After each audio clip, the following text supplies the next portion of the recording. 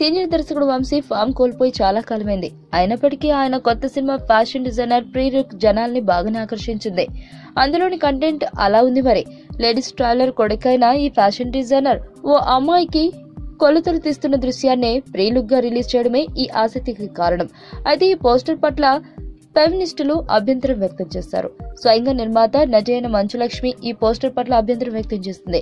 మహిళల్ని ఇలా చూపించడం ఎప్పుడు ఆపుతారంటూ ఆమె ఈ ప్రీ లుక్ పోస్టర్ ని ఉద్దేశించి ట్వీట్ చేసింది.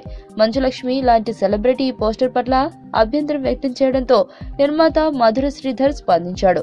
ఇది ఉద్దేశపూర్వకంగా చేసింది కాదని, సినిమాలోని ఓ సన్నివేశం నుంచి ఈ ప్రీ లుక్ తీసుకున్నామని, ఈ అభ్యంతరాల్ని పరిగణలోనికి తీసుకుంటామని వివరణ ఇచ్చాడు మధుర శ్రీధర్. అయితే మంచులక్ష్మి వ్యాఖ్యలకు రిటార్ట్ ఇస్తూ మరోవైపు నెటిజన్లు రెచ్చిపోయారు.